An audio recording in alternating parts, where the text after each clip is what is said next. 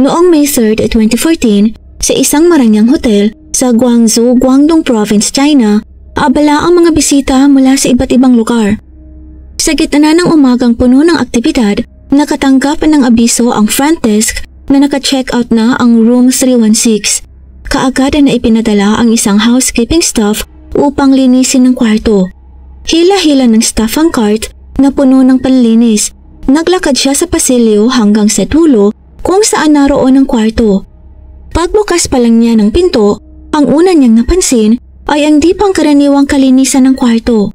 Makintab ang ibabaw ng mesa na tila bagong pinunasan. Ang carpet ay walang kahit mantsa at higit sa lahat, ang basurahan ay lubos na walang laman. Naisip niya na baka magiging magaan ang trabaho niya ngayon, ngunit panandalian lang ang kanyang ginhawa. Pagbukasan niya ng pintuan ng banyo, sinalubong siya ng kakaiba at nakakasulasok na amoy na agad niyang ikinapaatras. Baha ng malabong tubig ang sahig ng banyo. Kumalat ang mga nagparang tubig sa lahat ng sulok at walang natirang tuyong bahagi. Napilitan siyang takpan ng kanyang ilong habang nilalabanan ang pagsuka. Nang tingnan niyang mabuti, napansin niyang barado ang drain ng kung anong bagay. Agad niyang kinuha ang bakal na kawit mula sa kanyang cart. Maingat niya itong isinuksok sa drain at nang hilahin palabas, lumabas ang isang kulay dilaw at malambot na bagay na kahawig ng karne. Bagamat muling dumaloy ang tubig matapos yon, hindi nawala ang masangsang na amoy, pagkos ay lalo pang tumindi. Agad niyang itinapon ang kakaibang bagay sa basurahan, umaasang tuluyang malilinis ang tubo. Ipinagpatuloy niya ang paggamit ng kawit, ngunit sa pagkakataong ito, mga matulas at malapot na sangkap ang lumapas na kulay at teksturang kahawig ng tapa ng hayop.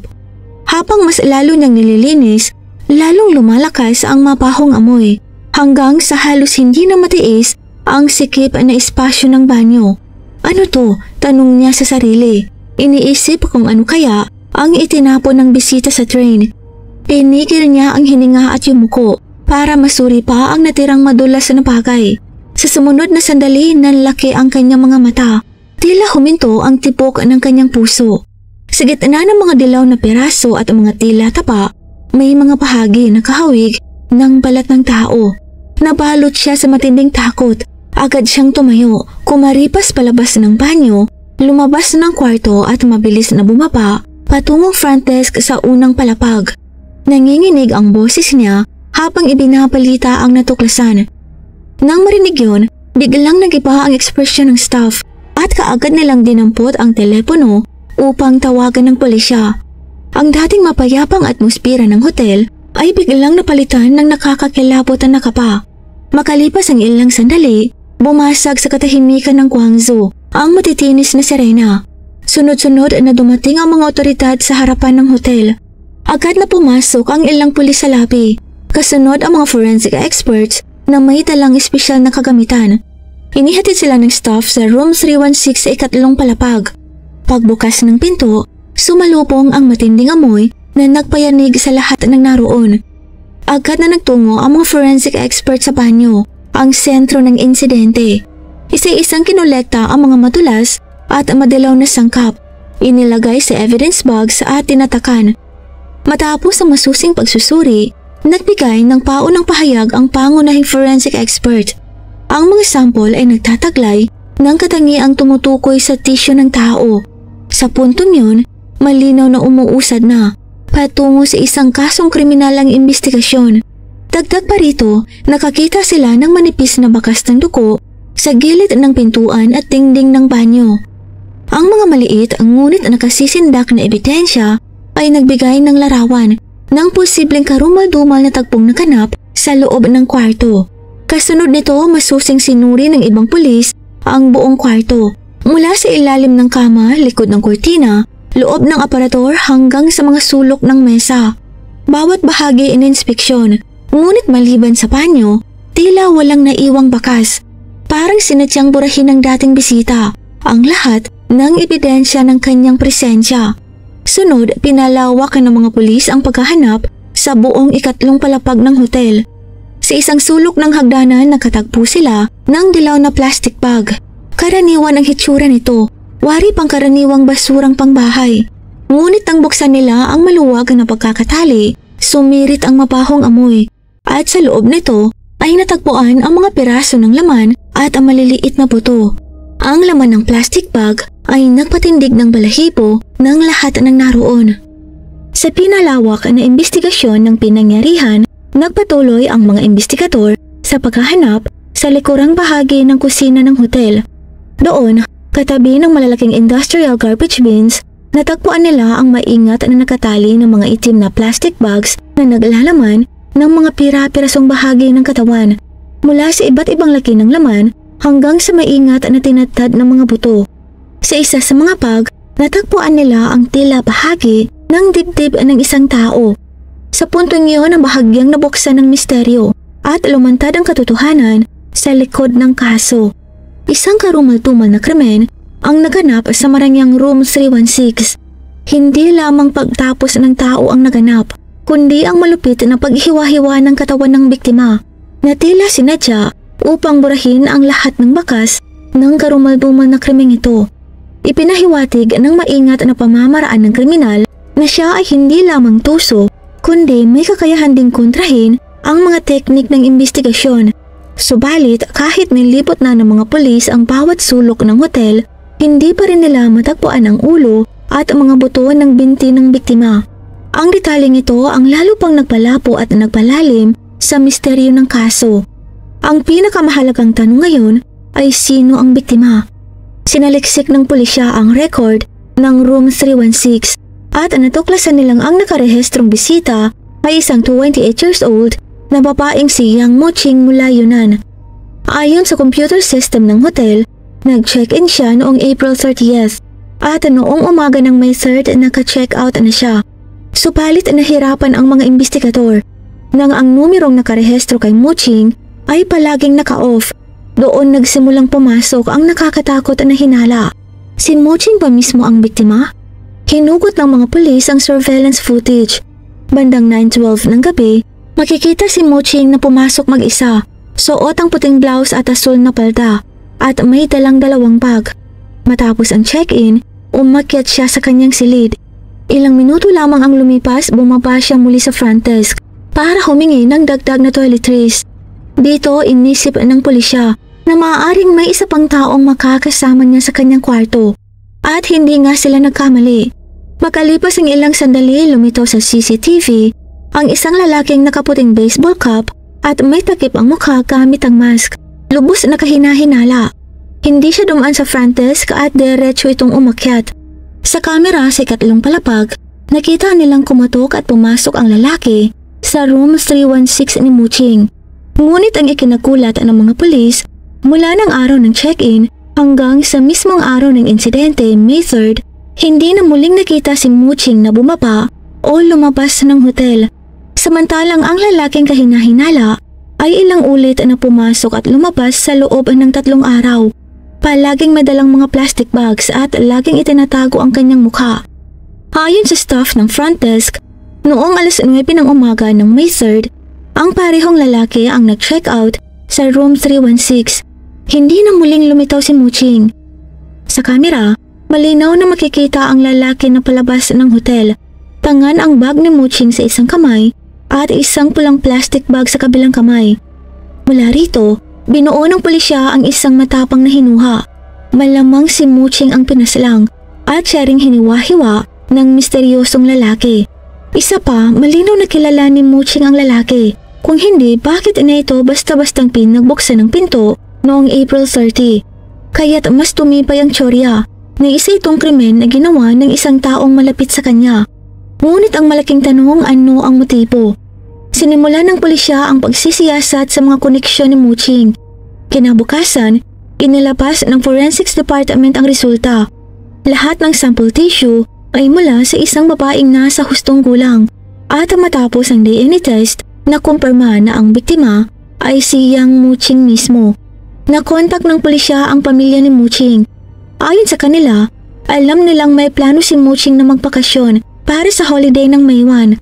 Ngunit hindi nila alam kung saan o kung sino ang kanyang kasama. Doon nalaman ng mga investigador na si Muching ay mula sa Yunnan at nagtatrabaho bilang accountant sa isang state-owned enterprise sa Guangzhou matapos magtapos ng universidad. Mabuti ang kanyang ugnayan sa mga kasamahan at wala siyang naging matinding alitan kaninuman. Dagdag pa rito, siya ay kasal na ng ilang taon at masaya ang kanilang pagsasama. Ngunit isang taon na ang nakararaan, biglang nagbago ang kanyang mundo nang sumakabilang buhay ang kanyang asawang si Chung Hao sa isang aksidente sa daan. Lubos na dumanas ng dalamhati si Muching at hindi agad nakaahon mula sa matinding sakit na nararanasan. Isa siyang magandang babae na may kaakit-akit na pangangatawan at maraming nagkakagusto sa kanya. Ngunit ayon mismo kay Muching, wala siyang balak mag-asawa muli, kaya't naniniwala ang kanyang pamilya na wala siyang nobyo. Dinala ng mga pulis ang dalawang kamag-anak ni Muching sa istasyon at ipinakita ang CCTV footage ng lalaking kahina-hinala. Ngunit sinabi ng mga ito na hindi nila siya kilala at hindi rin nila narinig kay Muching ang tungkol sa anumang malapit na kaibigang lalaki. Kaya't muling bumalik ang tanong, sino ang lalaking ito? Napansin ng mga pulis na ilang ulit na pumasok at lumabas ang lalaki. Palaging may bitbit na plastic bags. Posible bang sa mga yun nakalakay ang nawawalang ulo at ang mga buto ng binti ni Muching? Dahil dito, inilipat ng pulisya ang pokus ng kanilang investigasyon sa lalaking nasa CCTV. Kailangang malaman kung saan siya nagtungo matapos umalis ng hotel. Umaasang matutunto ng kanyang galaw. Hinukot ng mga pulis ang mga surveillance footage sa rota mula sa hotel. Matapos ang masusing pagsusuri, natunto nila ang lalaki sa pasukan ng isang malaking palengke malapit sa hotel. Nang pumasok siya sa palengke, dala pa rin niya ang bag ni Muching sa isang kamay at ang pulang plastic bag sa kabila. Ngunit makalipas lamang ang 3 minuto, nang lumabas siya ng palengke, nawawala na ang pulang bag. Pagkatapos nito, bigla na lamang siyang naglaho sa mga mata ng CCTV camera. Naghatid ito ng kilabot sa mga investigador. Kung siya nga ang tumapos kay Muching, malamang ang laman ng pulang plastic bag ay ang nawawalang bahagi ng katawan ng biktima. Ngunit kung itinapon niya ito sa palengke at natagpuan ng mga mamimili, tiyak na magdudulot yon ng matinding kaguluhan. Mas nakakatakot pa kung napagkamalan itong buto ng baboy at naiuwing pagkain. Hindi maisip ang maaaring kahihinatnan. Dahil walang CCTV sa loob ng palengke at siksika ng mga tao, agad na nag-deploy ang mga tauhan ng pulisya upang maghanap at magtanong sa mga tindero. Sa huli, sa isang basurahan sa gilid ng tindahan ng karning baboy, natagpuan nila ang pulang plastic bag na naglalaman ng isang bahagi ng buto. Nang ikumpara, mabilis na nakumpirma ng forensics na yon ay ang buto sa hita ni Muching. Nang muling buuin ng mga forensic experts ang mga natagpuang bahagi ng katawan, maliban sa ulo, napansin nila na ang paghihiwa at pagputol ay ginawa ng napaka-propesyonal. Dito nila inisip na maaaring isang doktor o dating nagtatrabaho sa pagkatay ng hayop ang may gawa ng krimen. Subalit nang tanungin ang mga tendero sa palengke, wala ni isa ang nakapansin o nakaalala sa lalaki. Lalo itong nagpatibay na napakaingat niya sa kanyang mga kilos, kaya't muling lumutang ang tanong, saan siya nagtungo matapos iwan ng palengke? Batay sa luhika ng pulisya, malamang na sa natitirang bag ni Muching nakalagay ang ulo ng biktima at tiyak na hinahanapan niya ito ng ibang lugar para itapon. Nang tila mauuwi na sa dead end ang investigasyon, may napansin ng ilang mga pulis. Marami palang motorsiklong naghihintay ng pasahero sa labas ng palengke. Ipinakita ng pulisya ang mga larawan mula sa CCTV sa mga driver. Sa kanilang gulat ay isang motorcycle taxi driver ang nagpatunay na naisakay niya ang lalaking yun noong May 3rd. Upang masiguro, muling pinatingnan ng mga pulis ang larawan at hindi inaasahan, buong kumpiyansa niyang sinabi na natatandaan niya ito. Nakapagtataka raw ang lalaking yun. Mainit na ang panahon sa Guangzhou, ngunit nakasuot pa rin ito ng sombrero at mask. Halos tinatakpan ng buong mukha. Nagsasalita siya ng nakayuko, kaya't hindi raw talaga maaninag ang kanyang mukha. Kung bakit malino pa rin ang alaala ng driver, ito ay dahil sa sobrang galante ng lalaki. Nagpahatid ito sa Shenfeng Village at pagdating doon, nag-abot ng 100 yuan, halos 800 pesos at sinabing keep the change. Sa mahalagang lead na ito, agad na nagtungo ang mga investigador sa Shenfeng Village. Sa pagtatanong, nalaman nilang may isang waste processing plant doon. Posibleng yun ang target ng suspect para itapon ng ulo ng biktima. Ang Shenfeng Village ay isang tahimik at maliit na baryo sa labas ng Guangzhou. At sa isang simpleng hotel sa lugar na yun, natunton ng mga pulis ang lalaking mula sa CCTV. Nakakagulat nang siya'y aristuhin, wala man lang bakas ng kapao pagtutol. Sa halip, ang malamig at nakakatindig balahibong ekspresyon sa kanyang mukha ay lalong nagbigay papala sa mga investigador. Sa silid ng interogasyon, unti-unting lumitaw ang kanyang pagkatao. Siya ay si Zhang Jian na tatawagin natin sa pangalang Jan. 35 years old mula Guangdong. May maitim na nakaraan. Nakakulong ng 5 taon dahil sa pagnanakaw. Pagkalaya, mahirap ang kanyang naging buhay dahil halos walang gustong tumanggap sa dating preso. Hanggang sa nakapasok siya bilang trabahador sa isang slaughterhouse. Para sa kanya, panandalian lang ang trabahong yun. Hindi sapat ang maliit na sahod para sa kanyang ambisyon. Hanggang sa dumating ang isang oportunidad na nagbago sa lahat. Mula sa pagiging ordinaryong mangangatay, naging isa siyang bayarang hitman at malamig niyang tinawag ang sarili bilang isang simpleng paid worker. Nang tanungin kung paano niya pinira-piraso ang katawan, ang kanyang tukon ay lalo pang nagpayanig sa lahat ng nakarinig. Sa paraang kasing kasual ng pagkikipag-usap tungkol sa pang-araw-araw na gawain, ipinaliwanag niyang nakatulong ng malaki ang kanyang karanasan sa slaughterhouse upang maging mas madali ang proseso. Ang kawalan ng emosyon sa bawat salita ay sumasalamin sa isang kaluluwang tuluyan ng nilamon ng kasamaan. Ngunit sa likod ng malamig na panlabas na anyo ay isang tusong isip. Sa unang interogasyon, maingat na itinanggi ni Chan ang anumang koneksyon kay Muching. Aminado siyang inupahan lamang siya para tumapos ng tao. Ngunit nang tanungin kung sino ang mastermind, umiwas siya at sinabing hindi niya kailanman nakilala ang taong nag-utos. Malinaw na nagsisinungaling.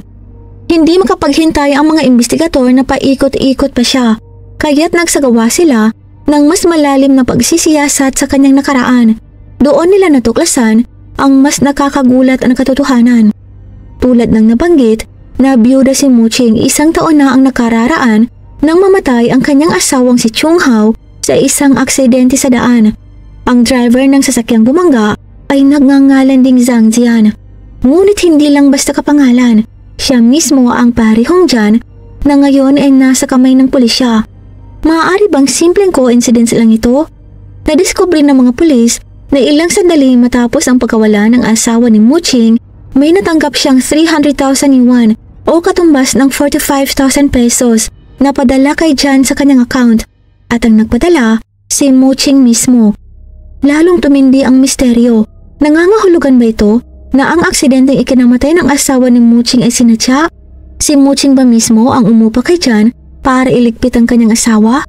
At makalipas ang 1 taon, hindi niya inakalang siya mismo ang magiging susunod na biktima sa kamay ng taong minsan niyang inupahan. Kaya't muling sumiklab ang tanong, sino ang nag-utos kay Jian ngayon? Dinala ng mga pulis ang lahat ng ebidensya mula sa dating aksidente at muling hinarap si Jian. Matapos ang ilang oras ng matinding interogasyon, tuluyan siyang bumigay. Alam niyang napakabigat ng hatol kapag nadagdagan pa ng panibagong kaso ng pagpatay. Kaya't inamin na niya ang lahat, umaasang mapagaan ang kanyang sentensya. Ayon sa naging pag-amin ni Jian, magkaugnay ang 2 kaso at nakakagulat ang katotohanan. Inamin ni Jian na ang aksidente sa daan 1 taon na ang nakalipas ay hindi aksidente. Noon daw binayaran siya ni Muching ng 300,000 yuan para sagasaan at tapusin ang asawa nitong si Chung Hao. Ayon kay Jian, inutusan siya ni Muching dahil nahuli ng asawa ang pakikipagrelasyon nito sa ibang lalaki. Ibinunyag pa ni Jian na ang kalagkuyo ni Muching ay si Chia Chang na tatawagin po natin sa pangalang Bert, isang 43 years old na opisyal ng pamahalaan ng Guangdong. At ang mismong taong umupa kay Jian para tapusin si Muching ay walang iba kundi si Bert mismo, at ang bayad din ay 300,000 yuan. Tinanggap ni Jian ang pera at hindi na siya nagtanong pa kung ano ang motibo ni Bert. Ginawa lang niya ang trabaho. Ikinuwento rin niya ang buong proseso ng krimen. Noong gabi ng April 30, nagtungo siya sa hotel kung saan tumuloy si Muching ayon sa ibinigay na address ni Bert. Diretso siyang pumunta sa ikatlong palapag. Nang pagbuksan siya ng pinto ni Muching, nagduda ito, ngunit pinapasok pa rin siya. Pagkatalikod ni Muching, agad siyang sinakal ni Chan mula sa likuran hanggang sa mawalan nito ng hininga. Pagkatapos gamit ang kutsilyong dala niya, pinira-piraso niya ang katawan. May mga bahagi siyang itinapon sa drainage at ang iba naman ay inilagay sa plastic at pinagtatapon sa iba't ibang lugar. Maging ang isang buto ng binti ay itinapon niya malapit sa pwesto ng karning baboy sa pamilihang madalas niyang puntahan para lituhin ng mga pulis. Matapos ang investigasyon kay Chan, agad na nagplano ang pulisya na hulihin si Bert. Inalam nila ang pang-araw-araw nitong gawain at nag-apang malapit sa tirahan. Nang lumabas ito sa likurang pinto, matapos ang oras ng trabaho, agad sumugod ang mga nakasibilyang pulis at matagumpay siyang naaresto. Dahil sa matibay na ebidensya, hindi na ito nakatanggi at inamin ang lahat ng kanyang krimen. Ang lahat ay nagsimula 3 taon na ang nakalipas noong unang makita ni Bert si Muching sa isang business trip. Ang babae, 15 taon ang agwat sa kanya, nasa May 20s, sariwa ang kagandahan at may kaakit-akit na ngiti, ang nagpasiklab ng matinding pagnanasa sa middle-aged na lalaki. Mula sa unang sulyap, parang hindi na napigilan ni Bert ang apoy ng pagnanasa sa kanyang puso. Parang nasa ilalim siya ng mahika. Sinimulan niyang alamin ang lahat tungkol kay Muching. Alam niyang 25 years old pa lamang ito at may asawa na. Pero hindi yun naging hadlang sa kanya. Gamit ang karanasan at pagiging tuso, nakuha niya ang numero ng telepono nito at nagsimula ng usapang may halong malalabong biro at pag-aanyaya. Hindi inosenteng babae si Muching. Kaagad niyang naintindihan ang mga ipinahihiwatig ni Bert.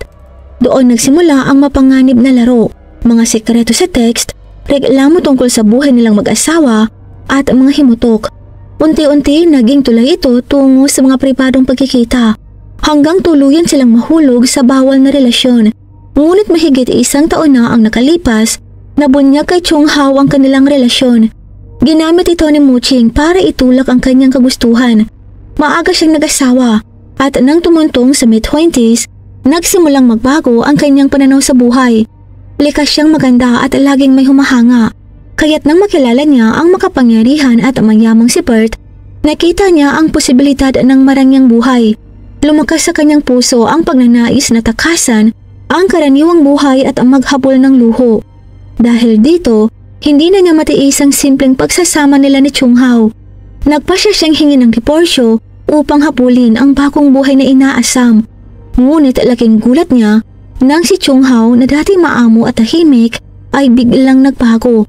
Mariin niyang tinanggihan ng diporsyo at palihim na pinaimbestigahan si Muching at Bert. Nakuha niya ang mga litrato ng kanilang mga intimate na pagtatagpo. Ginamit niya ito bilang sandata. Binalakan niyang ibunyag ang lahat sa asawa ni Bert at sa kanilang opisina. Isang iskandalo na tuluyang sisira sa kanila. Dahil sa takot, nagmamadali si Muching na lumapit kay Bert at ikinuwento ang lahat.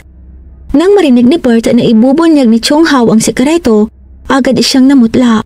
Bilang isang opisyal ng gobyerno, alam niyang kapag kumalat ang iskandalo, tuluyang mawawasak ang kanyang karera at pangalan. Sa gitna ng kanilang pagkataranta, isang nakakatakot at mapanganib na ideya ang sumipol.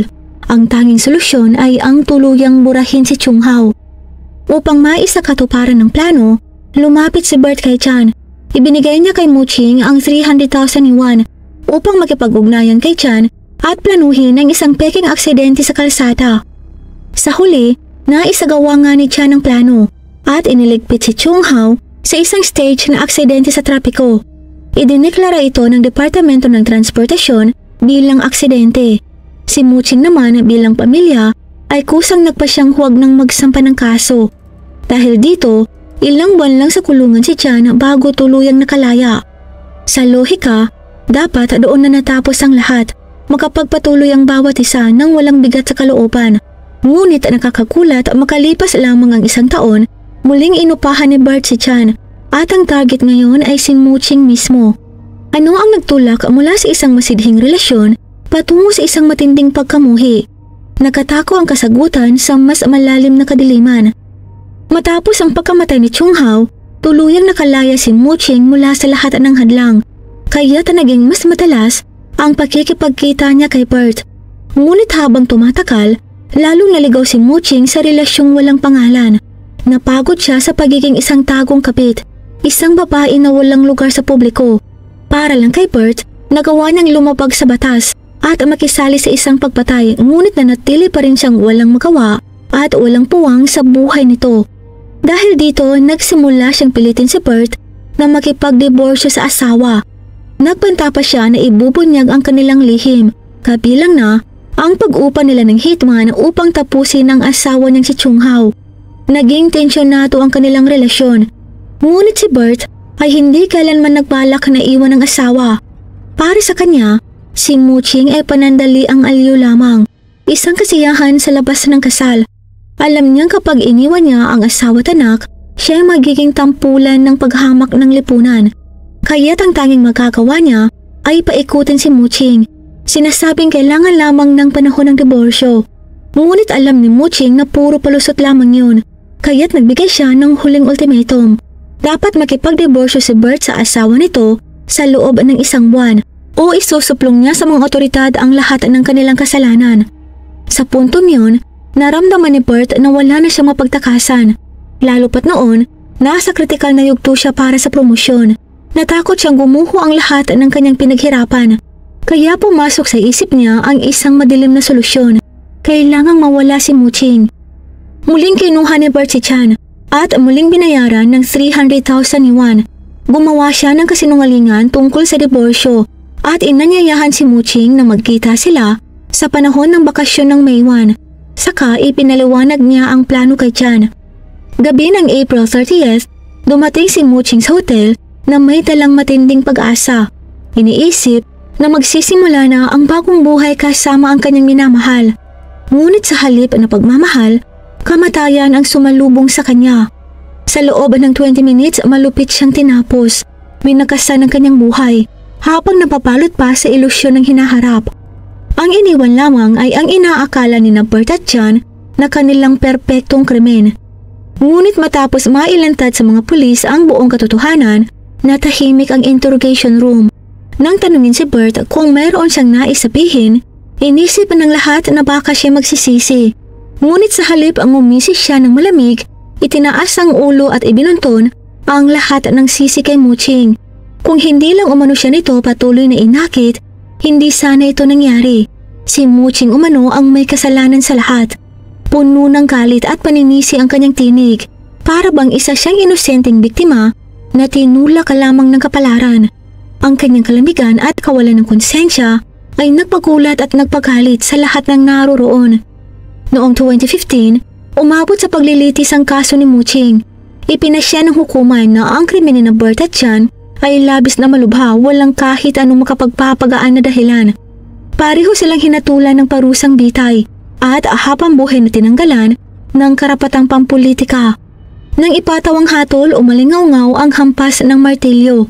Ang tinig ng hustisya sa wakas ay nagtapos sa kasong ito.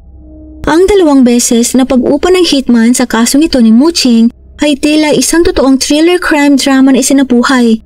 Pinapakita nito ang kadiliman at komplikasyong likas ng tao.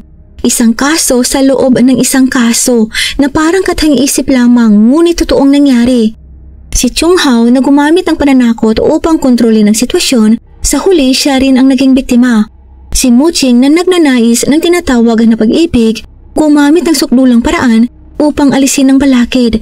Ngunit sa huli napatay rin ng mismong kasintahan. Si Chan malamig at walang puso. Itinuring ang buhay ng tao bilang kalakal. At si Bert na sumisimbolo ng kasakiman at kalipukan, 2 ulit na nagpaupa ng hitman ngunit laging umiiwas sa pananagutan hanggang sa siya tuluyang lamunin ng sarili niyang ambisyon at kalupitan. Ang kanilang mga desisyon at kapalaran ay malinaw na aral. Ang banggaan ng pagnanasa at moralidad sa loob ng tao ay maaaring humantong sa trahedya step by step hanggang sa pinakamadilim na bangin. Ano po ang masasabi niyo sa kasong ito? Ibahagi niyo po ang inyong opinion sa comment section sa ibaba. Ito lang po para sa araw na ito. Maraming salamat po sa pagsubaybay at magkita-kita tayong muli sa susunod na video. Paalam!